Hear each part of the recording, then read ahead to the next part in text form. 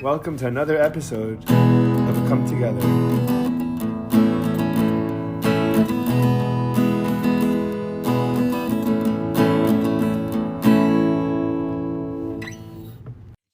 John Perkins, welcome back to the show. It's such an honor to have you on. It feels even a bigger honor to have you on the second time than the first time, because it means you enjoyed enough to come back, I hope. Yeah, it's good to be with you again, Ephraim.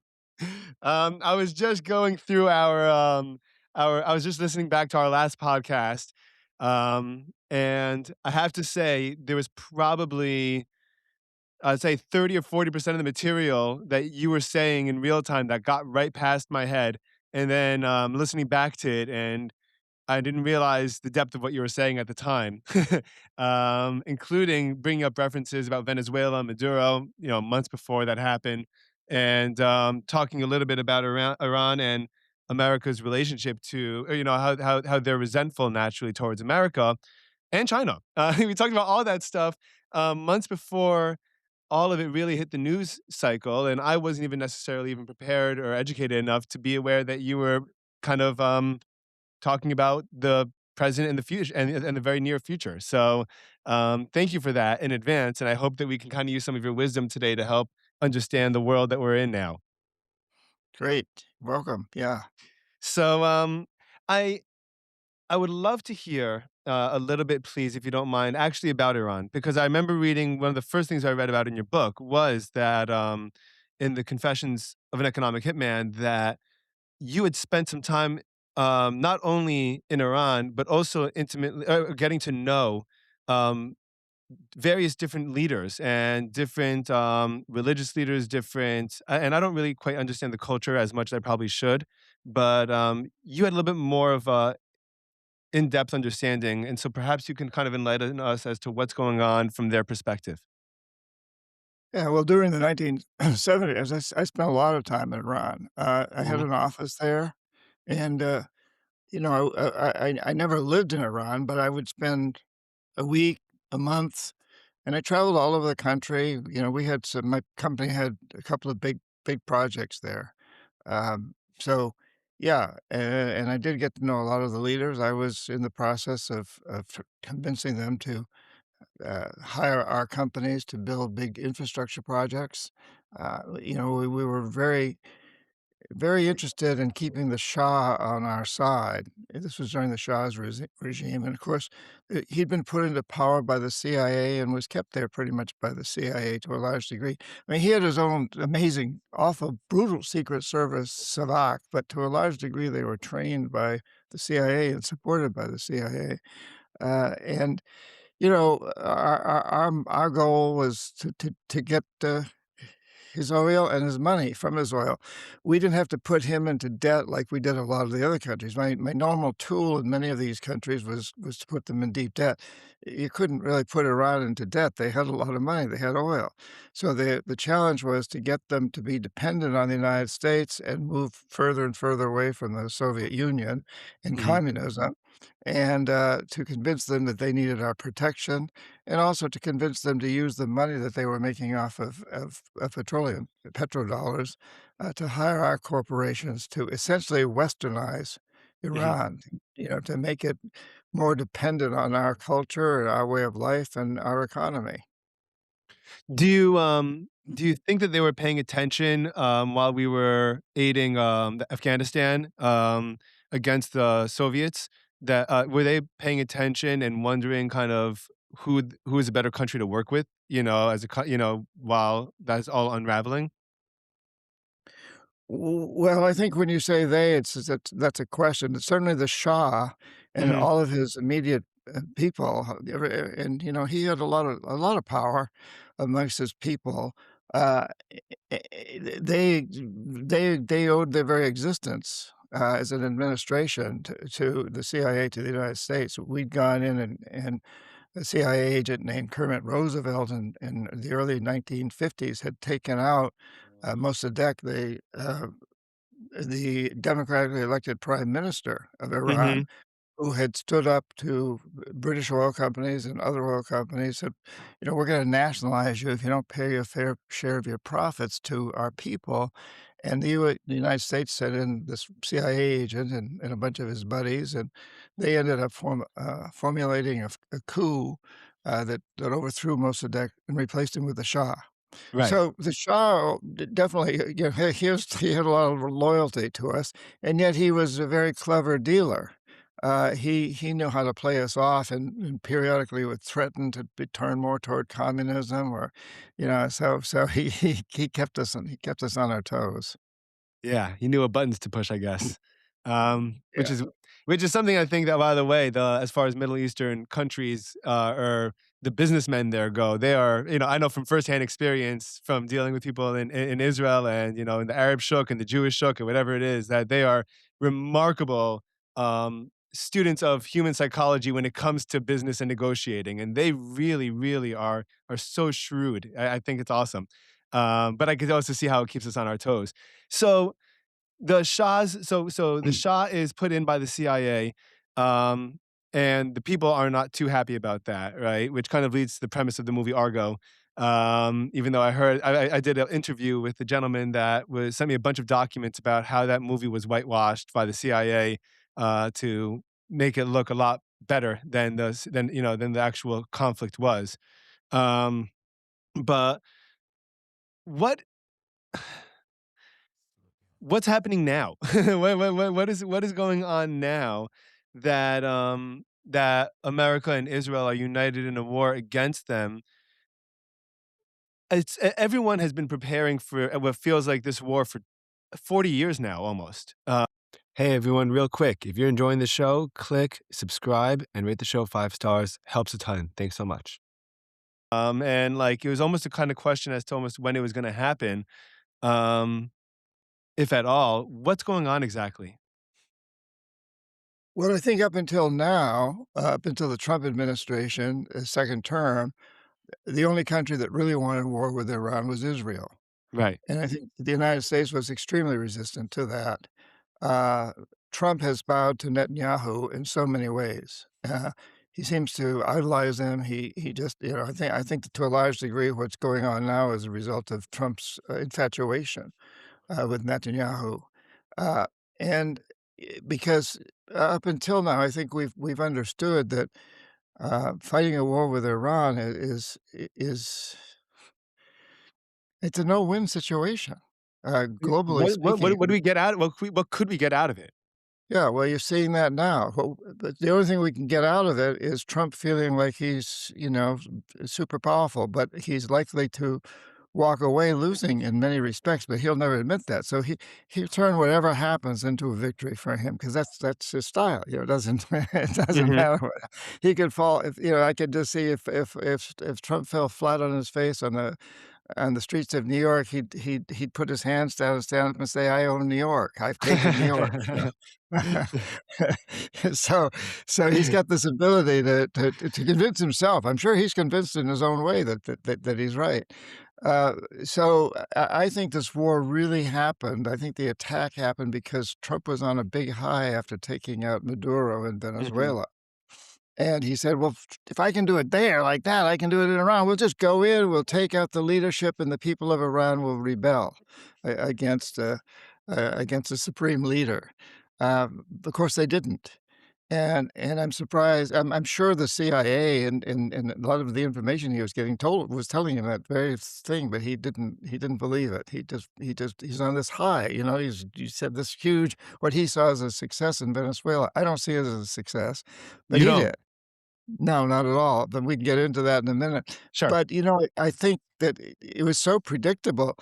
There's a huge military base on the Strait of Hormuz in Bandar Abbas. I helped build that base. My company was one of the engineering firms that built that base as a big military base for Iran, but with the idea that US troops would be stationed there. There would be our military base to a large degree, and we would be able to shut down the Straits of Hormuz if one of the other Arab countries or oil-rich countries, cause problems for us. If OPEC again caused problems for us as it had in the early '70s with the oil embargo, Yeah. we could shut down the Straits of Hormuz. Well, You know, it's exactly what's happening, so unintended consequences, but I spent a lot of I spent time in Bandar Abbas, which was I think it's the hottest place I've ever been in my life, not temperature-wise, because Saudi Arabia was hotter, but Saudi Arabia is dry. Bandar Abbas was very humid, and humid heat, you feel a lot more than dry heat, so it was a little small fishing village when I first arrived there, and, we built it into a major military base, and today it's pretty much the head of operations, for closing down the Strait of Hormuz. It's not alone, and there's a lot of things going on in Iran, but that's an important part of it, which is very ironic. That is ironic. When it was built for it's hysterical actually. It was built for American troops to be stationed there originally. When did, and it's being run by the Iranians now? Is that what happened? Well, yeah, it's the key factor in the Iran closing down the Strait of Hormuz. It's right there, When did we pull our soldiers out of there?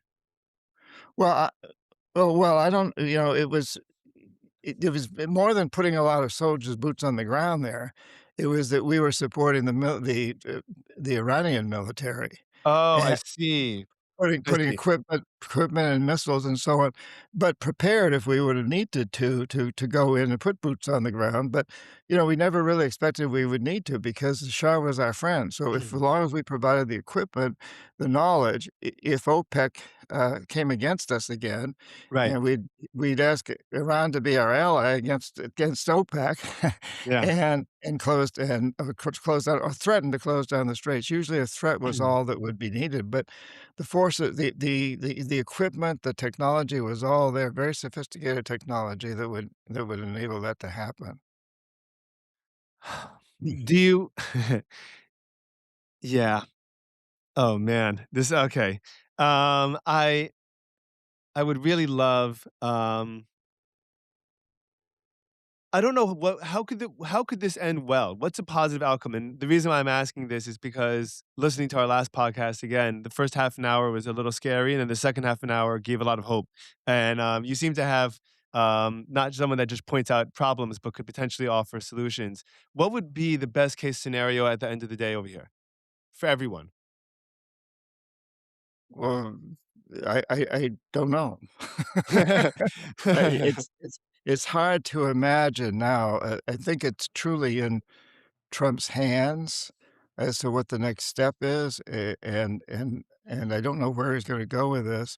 He just one moment he says that he's taken out all the nuclear weapons back last year, Yeah, and the next moment he says he's sending in forces to take out the nuclear weapons that he already yeah. took out.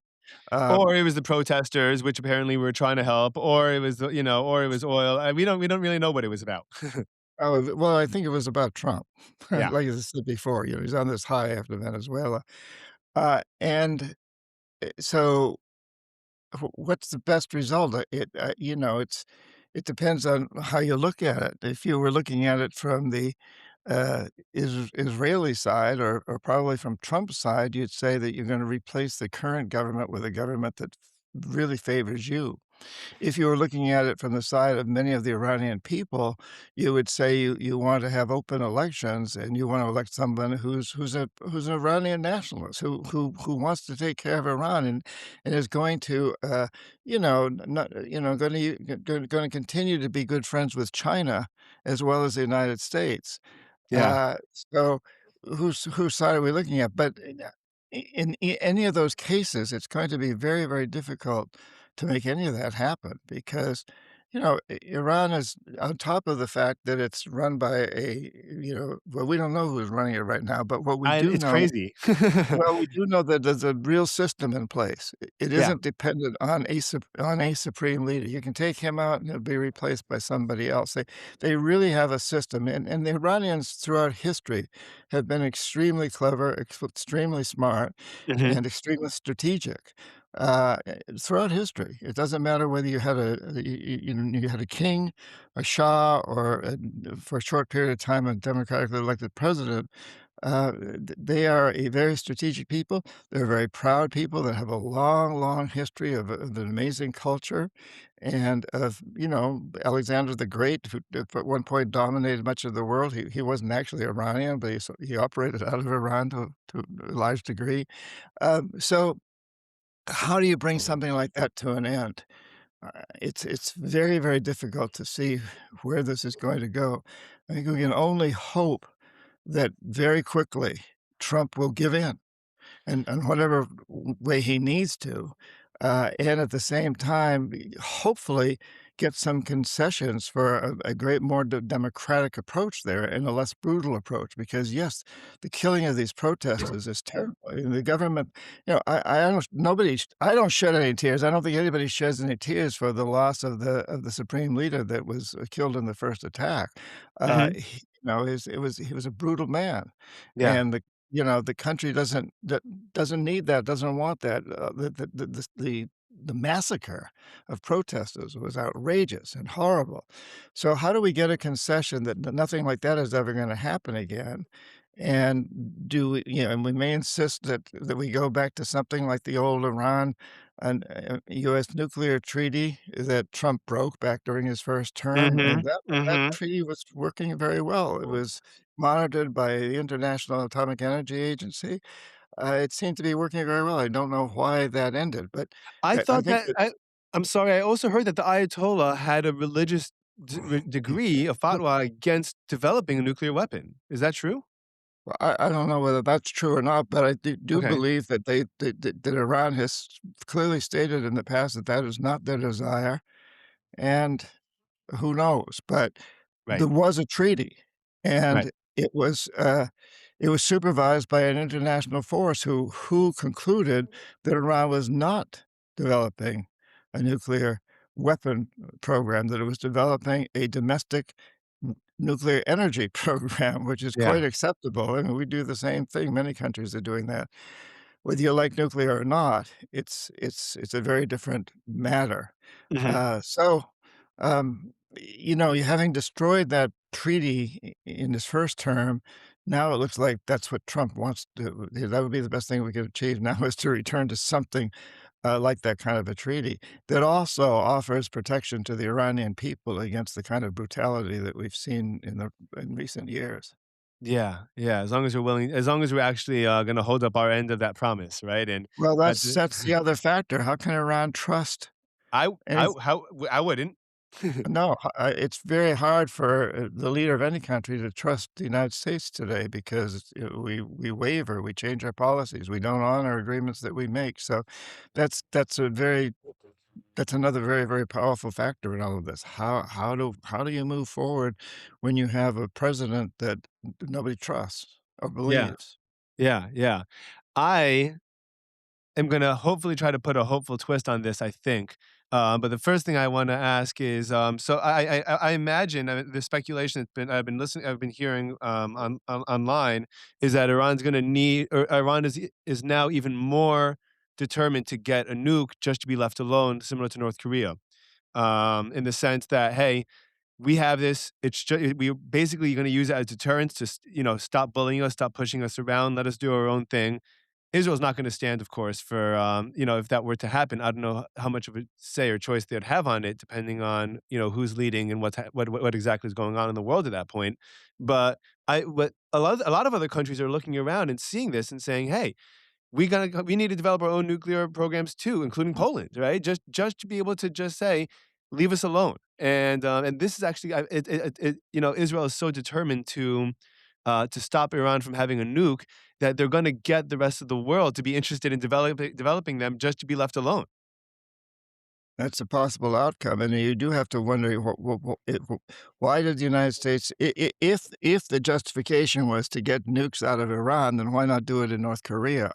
Why not do it in Pakistan? Because they Who do already have you it. Yeah, but destroy it. Hmm. That's true. They have it.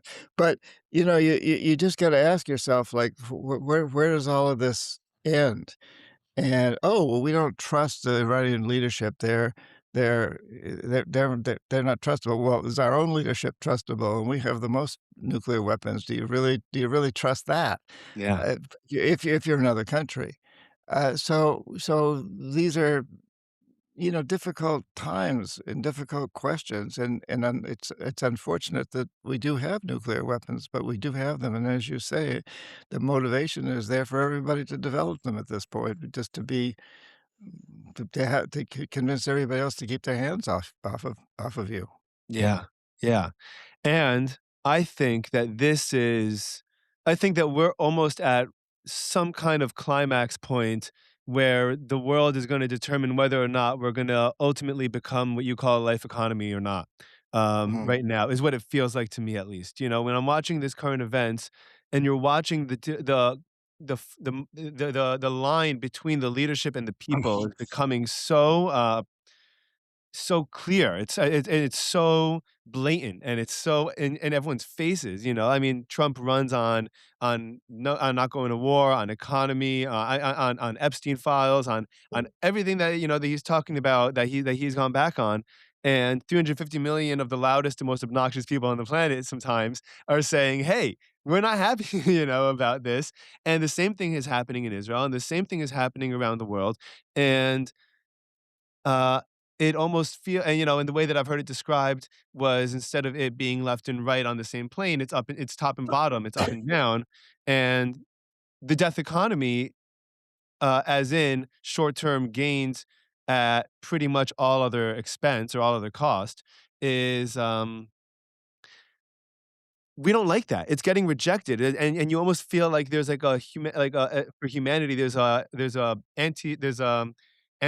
resistance, like a viral type of resistance to this that I feel like is starting to take place. Well, that could be the good news, my friend, That's and what I hope for, yeah. yeah. I have a new book coming out. It's you can buy it, pre-order it now online or anywhere you buy Yeah. books, called The Art of the Steal: Trump and the Economic Hitman Presidency. And it's not about Trump, although he's certainly in it a lot, but it is about a new form of presidency that he has brought into power, and I think it's gonna impact the US presidency from here on out. I'm not sure how that will go, but what we've seen is a watershed moment throughout my lifetime, since the end of World War II, every US president has used economic hitmen. But this is the first president to, actually be one, and a Yeah. jackal Yeah. at the same time, and, it's and to be totally overt about it. So things that were kept in secret before, that were clandestine, are now out in the open, and Yeah. including horrendous corruption. I mean, this president is making a fortune off his position, and His I think family, everything. Crazy. yeah. Yeah, and most presidents have ended up doing well as a result of being president, and it doesn't necessarily involve corruption. It can involve a lot of book sales and speaking engagements and Which is a for a little life. diluted version of that, I guess. Yeah, but now we have this situation, and recently there's been these accusations that he's involved in insider trading, when the tremendous amounts of stock are bought and sold a few minutes before he makes a major announcement. Anyway, whatever. It's out in the open, and in writing this book, it's been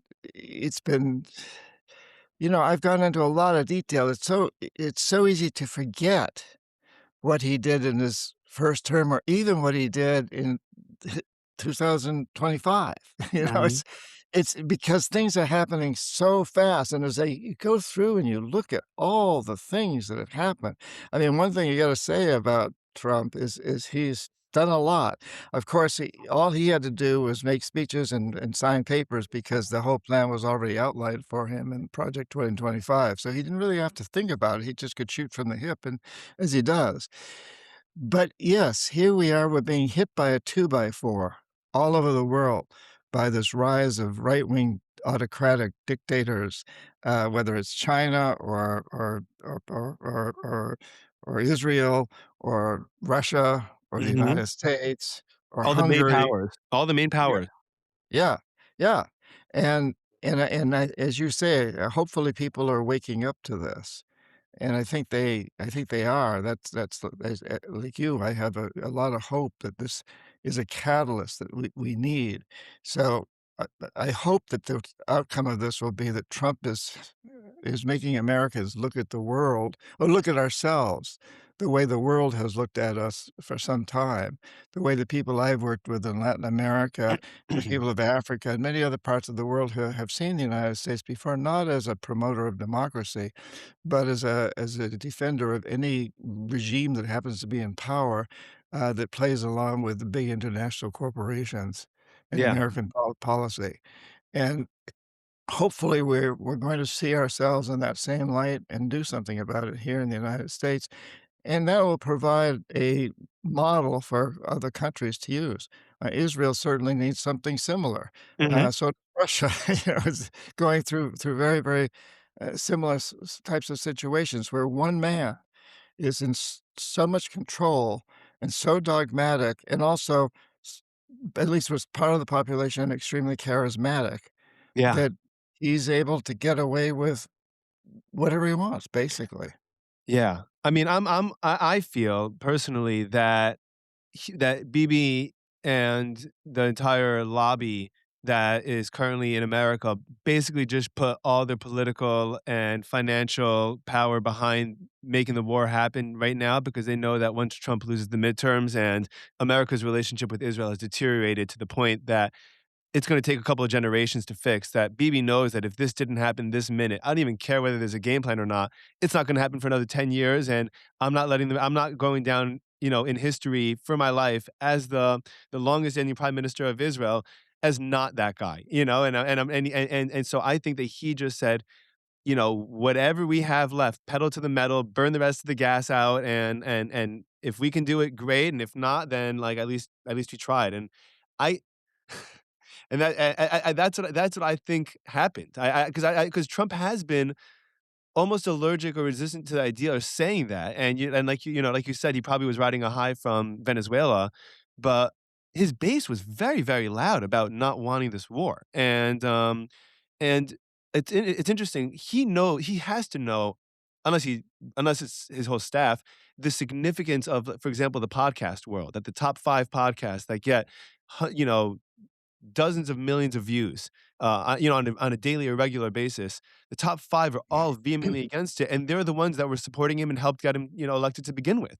And so to be so I have a hard time believing that he's so off the pulse and so blindsided. It's possible that he is, but I think that there was just an enormous push that was just systematic that kind of just forced this to happen now. Yeah. Yeah, no, I think you're right. I think that Netanyahu had, like you said, he saw this as the window being finally opening, and this is an opportunity, and we'll see what happens. But yeah, I agree with you. So can you explain, why you don't think Venezuela was successful? Because everyone kind of talks about it like it is, and I was originally a little hesitant about it, and then I felt like, hey, well, no Americans got killed as far as I know in that mission, and there weren't a lot of damage to American, infrastructure or anything like that, and it seems like it was pretty quick and clean. Why do you think it wasn't, as successful as Trump would like, or his administration would like to make it seem? Well, you can't say that no Venezuelans were killed. Well, you can't say that. Yeah, I mean, really? You're only worried about the Americans going in? That's I think I'm glad no Americans were killed, but I'm sorry about the dozens of Venezuelans who were killed, not just Maduro. I'm not sad about Maduro going out at all. He was a terrible leader, and it's good to get rid of him, but we didn't get rid of his administration. His vice president is running the country now. We didn't bring in the opposition people who one of them won a Nobel Prize. Uh, Really? s Yeah, yeah, For a what? In what, rather? Is he a the scientist, Nobel businessman? Peace Prize was run by, the woman, I can't think of her Oh, name. right, right, right, right, the one that Trump wanted her wanted a peace prize from her, right. Yeah, she gave him the Peace Prize, and, she's the opposition leader. Why isn't she out there now and in power?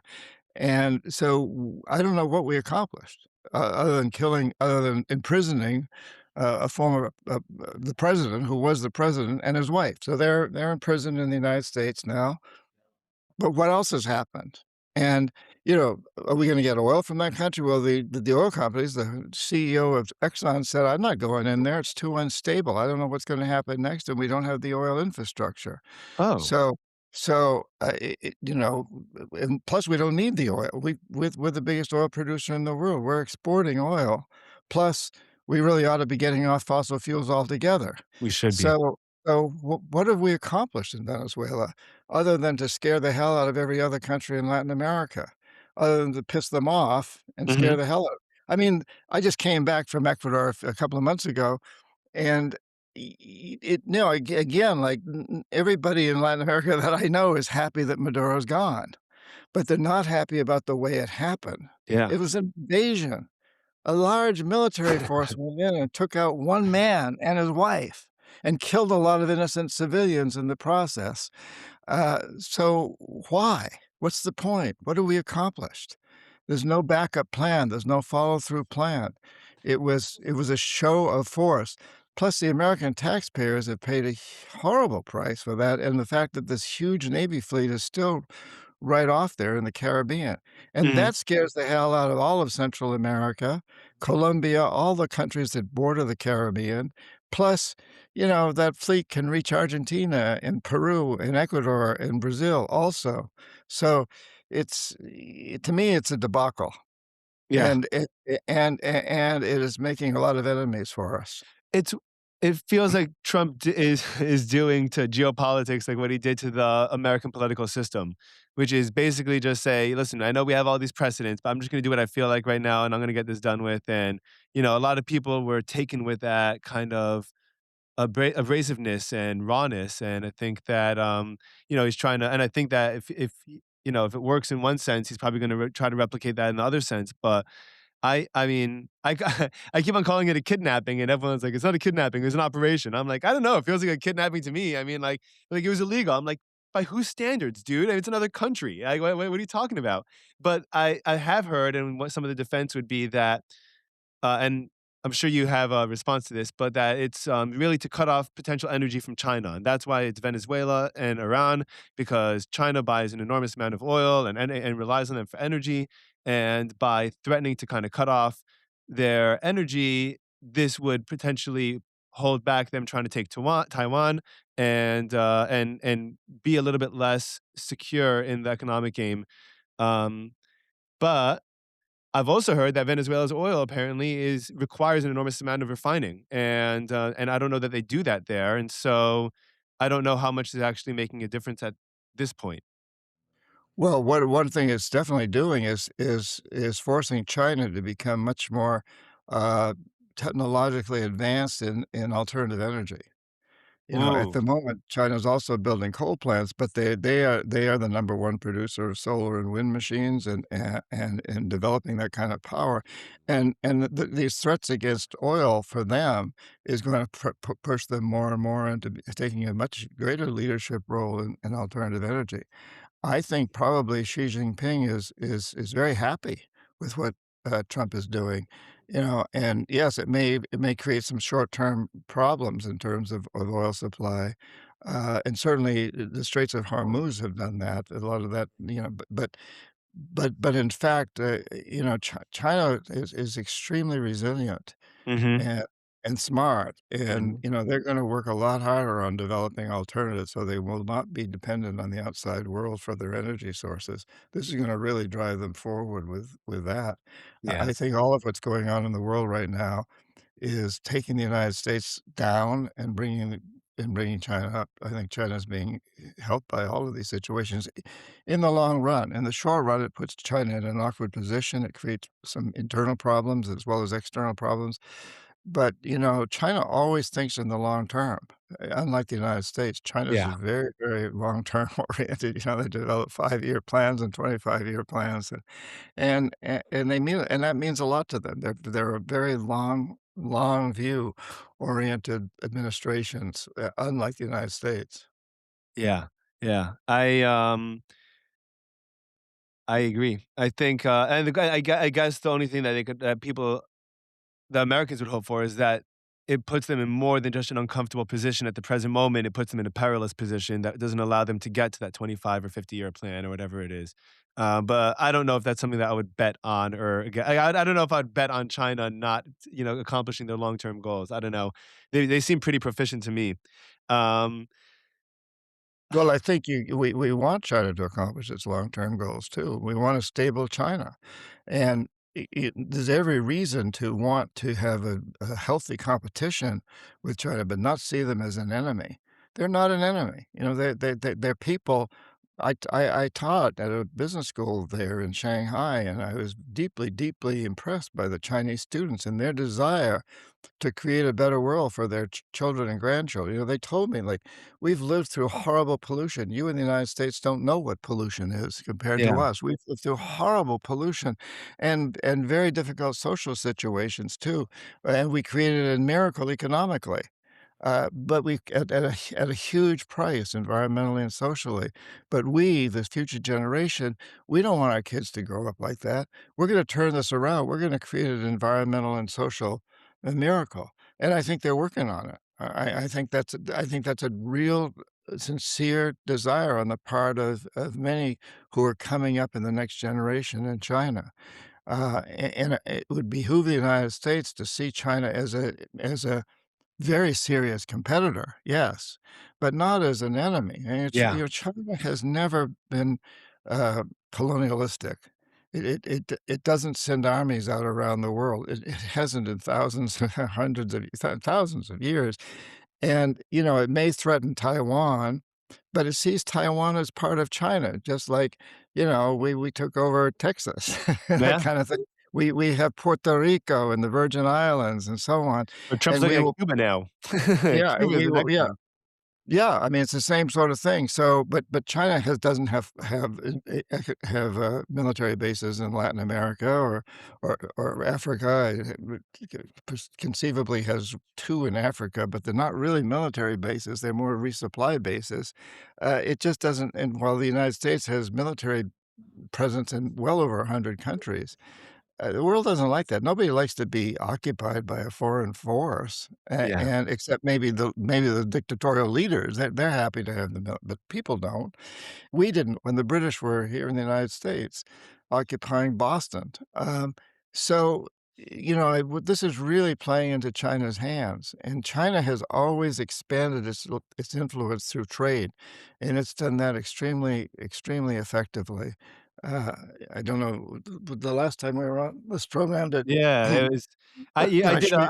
yeah, you showed me, and I did an awesome episode, follow-up with a gentleman named Padraig out of Trinity University in Dublin, and he and I Yeah. talked about, BRICS, and it was the first time I heard the term BRICS, and I was like, "Holy cow, this is a legitimate threat to America too, that no one see that America I haven't even heard come up in American media ever. Like, how's it even happen?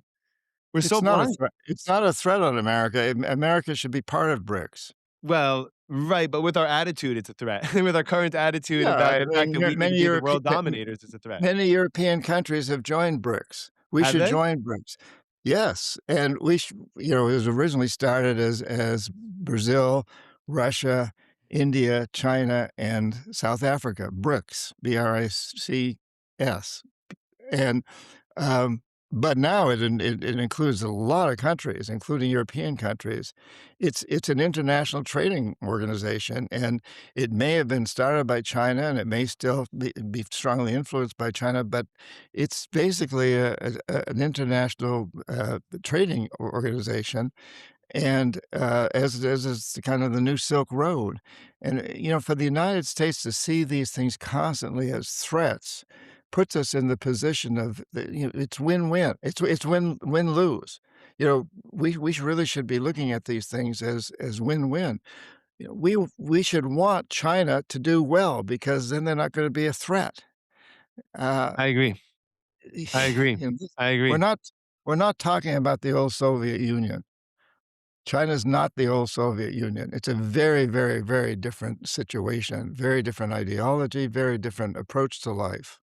Mhm. It's based on trade. It's not based on militarism. And of course, China's increasing its own military forces because it feels it has to defend itself. but still, its way of expanding its influence in the world has been through trade, which now it's the number 1 trading partner was almost 80% of the world's countries. Yeah. Yeah. Yeah. Yeah. I, um, I kind of I wonder what's gonna happen when America, because I think that right now a lot of countries look at America very differently than America looks at itself. That's probably been the case for many, probably since World War II, I imagine, actually. But I wonder what happens when America starts to look at itself like the other countries do, and we grow a sense of humility and a sense of collaboration because we feel like I feel like the reason why we don't collaborate now is because we feel like we don't have to. We're strong enough, we're big enough, we're bully enough, like Trump and Biden and all the presidents would always say, like, we could go to war with anyone we want for as long as we want and do whatever we want. And then when we do grow that sense of humility, I'm very curious how that's going to affect our relationship with other people and the way that, like, I think that when people are finally held accountable for their own actions, and I think that this is actually gonna be brought on by the whole Epstein list being start or Epstein file case starting to be opened up a little bit. The people are not letting up on that. There are gonna be consequences to actions, I hope. I think people's heads are gonna roll, and then it's gonna force us to kind of evolve as the way that we understand ourselves and the rest of the world and the way that we could be in the future. Well, yeah, I hope you're right. I hope that we will I hope we are being humbled by all of this, I feel and humbled. we yeah, yeah, well, you do, but, uh, there's still a lot of MAGA people out there that don't, and you could say what we have up until now is extreme hubris, as you defined it, um, and when I mentioned being hit by a 2 by 4, that's what I mean. I think Trump will be the greatest gift we've ever had because he'll be a catalyst that'll help us see ourselves the way much of the rest of the world sees us, and the way we ought to be looking at ourselves. I'm a very, very staunch, US patriot. My family fought in the Revolutionary War. I go back a long time in this country, and I grew up very much with a sense of extreme patriotism, but I also grew up with the knowledge that a good patriot in a democracy criticizes the democracy. Yeah. Democracy depends on self-criticism. It's like if you really wanna be a better person, you've gotta look at your faults, and so you can correct them, and you can't correct them until you look at them. So I've seen my job as being, pointing out some of the faults, but also the way these faults can lead to opportunities. But we have to be more self-critical, and we haven't been. As you said, we've sort of assumed that we are the defender of democracy around the world, despite the fact that we've supported a lot of brutal dictators like Mhm. Pinochet and in Chile, and um, Saudi Arabia. My God, and so many and the Shah of Iran, he was a brutal dictator, and so on and so forth. So we're not a defender of democracy. We're a defender of what I call predatory capitalism, capitalism that's run by big international corporations that'll do anything they can to get rid of their competitors, which now is the philosophy that we are using in looking at China. The same way that so many big corporations look at anyone that comes along and seems to threaten their market share. They go after Yeah. them whole hog. They don't look at, "Well, listen, maybe if I cooperated with them, we'd if we competition is good." Everybody Yeah. gets better in competition. Yeah, I'm often reminded of when I was in school, I played tennis, and I was always number 2, and the only way to be number 1 was to beat number 1, and I was never very successful at that, but I'd play him as frequently as a coach would let me to try to take his position, and every time I played him, we both got better. Yeah. And then we played on the same team as doubles against other schools, and because we'd each gotten better playing against each other, we now were a better team against the other schools. So competition can do that for you. It sharpens you, it makes you better at what you do. And if you don't get better at what you do, then you're out. And that's true capitalism. Yeah. the old not predatory, but the old capitalism is, my grandson's when he was little, lemonade stand, If the guy over there had better lemonade than he did, then he's gonna go out of business. But if he Mhm. could make lemonade than this guy, put a little more sugar in it or whatever, then that guy would go out of business. And that's the nature of true capitalism. The other possibility would be that the two of them kinda come together and kinda maybe spread out with their lemonade stand. So he's here, and this guy, maybe one of them takes it on the road. You don't just sell Mhm. it at the place. We go over to that part of town, so we can work together. And that's where the harmony and that's where we need to go today is working together. How can China and the United States work together to get rid of pollution in the world? We're together we create more than 40%, almost 50% of the world's pollution, as Yeah. well as 50% of almost 50% of the world's GDP. So how if we can't come together to solve these problems, China and the United States working together, I don't think there's much hope for humanity. Well, I think there is because the people that are saying that we're the enemies are becoming we're enemies with one another are becoming less and less credible every day. And I actually Well, that's think that that's yeah, that's what I'm saying, that yeah, if we I can think it's work yeah, together totally. then there is hope for humanity, So but that actually brings yeah, totally. So I had an observation. I recorded a solo episode on Saturday night. I had a lot of thoughts in my mind about Israel and the current, the war and the state that the country and the people and Jews around the world are in. And one thing that I noticed that I was talking about is, or at least from an American perspective in all this, is and that's different about the societies. Israel happens to be a very hands-on society because life is constantly a little bit chaotic, and so it always requires direct intervention, sometimes, either physical or with, let's say, with negotiating, right? Like, I mean, like, again, like, nothing is almost like there's no set rules in business in a lot of these countries. You walk into a store and, sometimes it's a big corporation, but most of the time you walk into a mom and pop shop where someone's like, "This is 50 shekel," and I say, "Can I give you 35 for it?" They're like, "Yeah, take it, go, take it if you're gonna do it right now. Otherwise, if you come back tomorrow, forget about it." And then I noticed in America that and I'm sure that social media has a lot to do with this. I'm sure that the technology that we have and the world that we've kind of put ourselves in right now has to do with this, but we're everyone's very passive, I've noticed, or at least the young generation is extremely passive. People are afraid to if they see something going on to say anything. There's a tremendous sense of this bystander effect that like we all notice that there's a problem, but we're all kind of afraid to do something about it because there's supposed to be an authority that does something for it for us, and that's kind of how we've always I think that's one of the potential downsides of being so comfortable and so wealthy and so protected, especially geographically by two enormous oceans and having neighbors like Canada and Mexico that, I mean, talk about Mexico separately, but overall, like, we don't have wars with them. We don't fight with them in that kind of same sense that a lot of other countries do.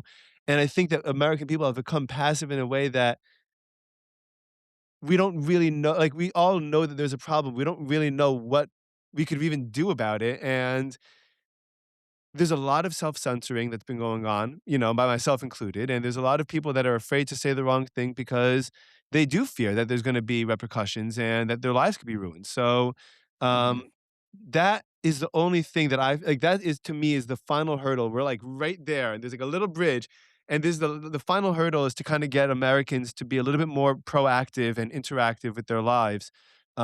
And then I think that an enormous amount of change could emerge. There'll be this incredible emergent quality of when Americans feel like we're all one country, one people, one conglomerate together, that trust one another and can rely on one another rather than being this isolated bunch of little individuals that are separated by their own social media bubbles or their cell phone bubbles or their AirPods or whatever it is that I think that has kind of torn us apart and kind of made us passive. Yeah. No, I agree with you.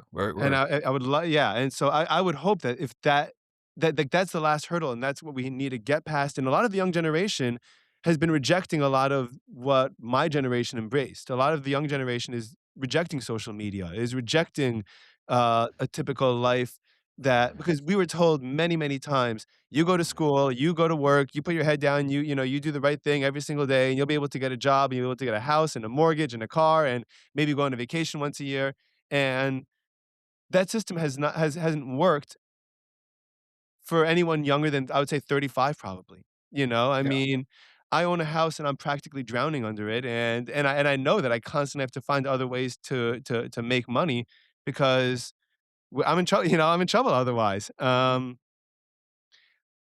And I think we're right there. I hope that we can, I hope that this upcoming generation, is more religious, believes in God more, is more likely to hang out in movie theaters.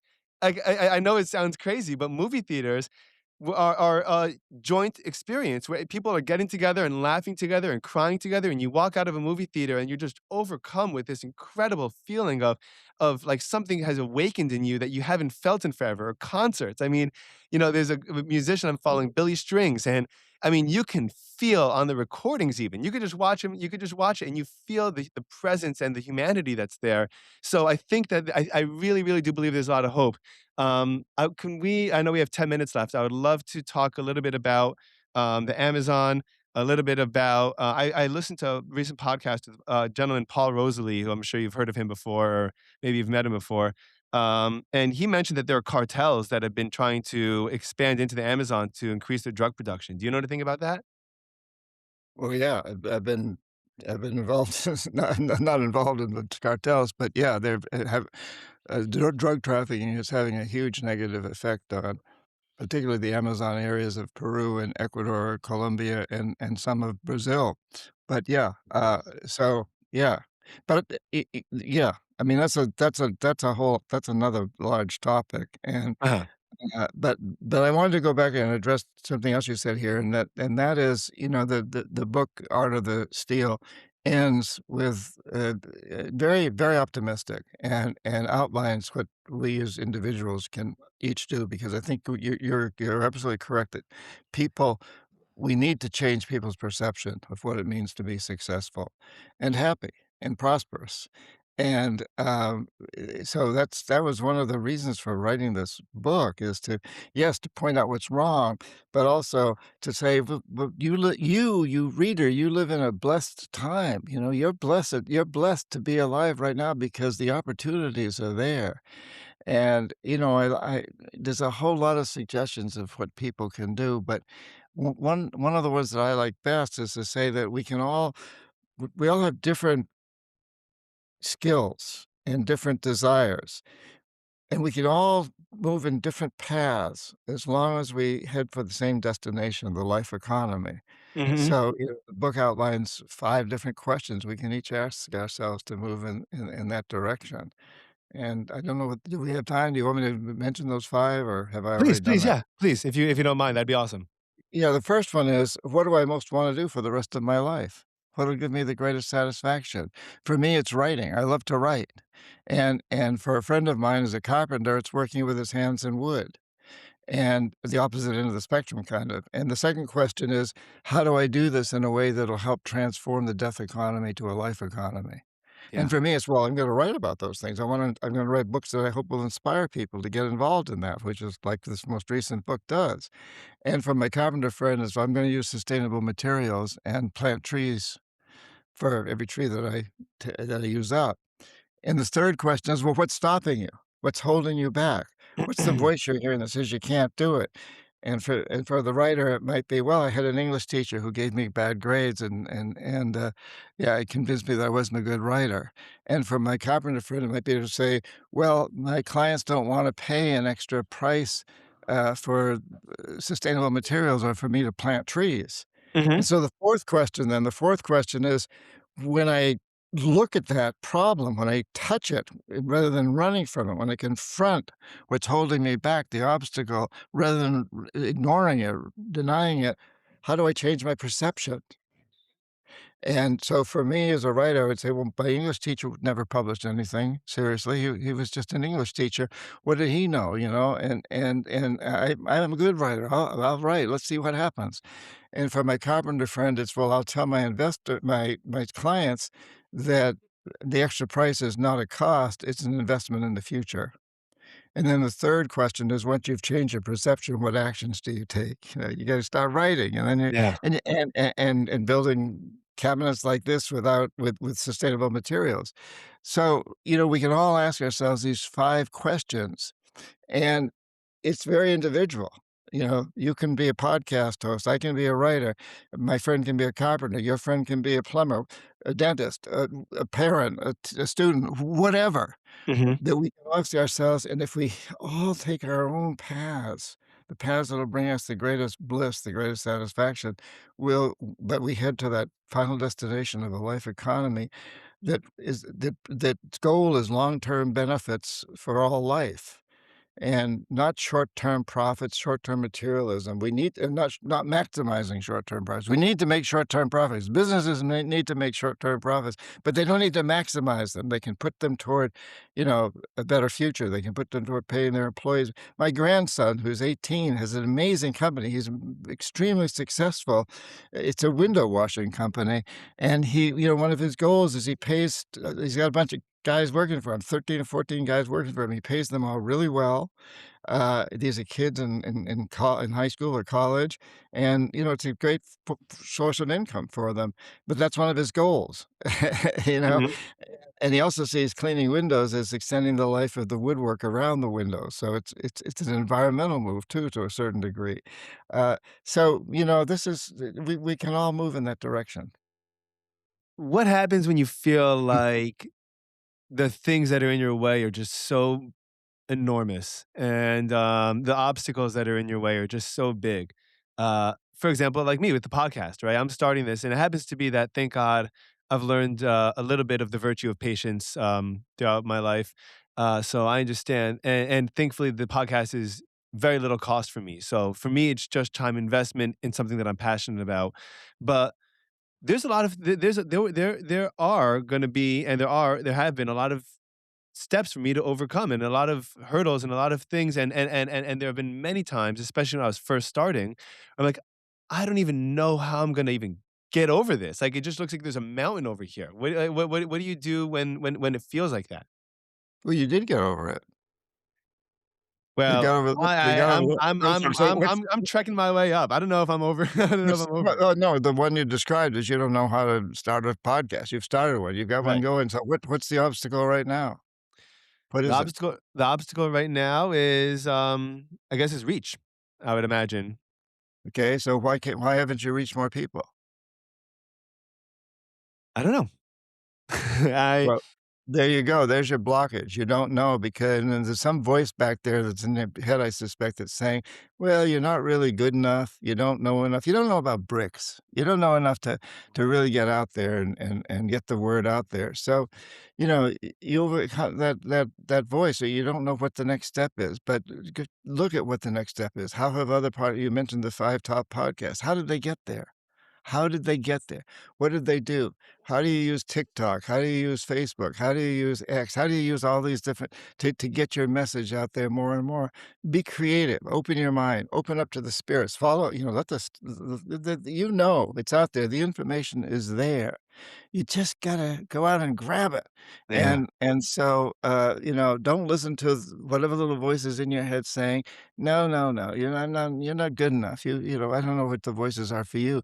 But some parent or some teacher or some religious figure or somebody saying, don't do it, or maybe it's too dangerous. Oh my god, you might get in trouble.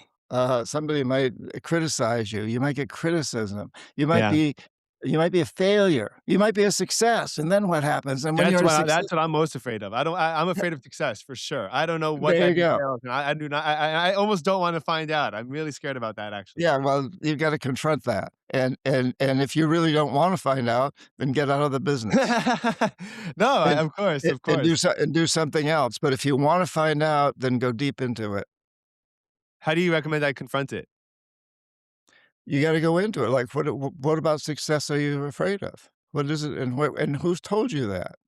I'm afraid of the weight of the responsibility of having other people think that what I like, I think that my greatest value is to help other people accomplish their best value. So, I don't want other people to take what I have to say for face value, and I don't want people to accidentally think, "Hey, he's do he's telling me to do this, I'm doing this."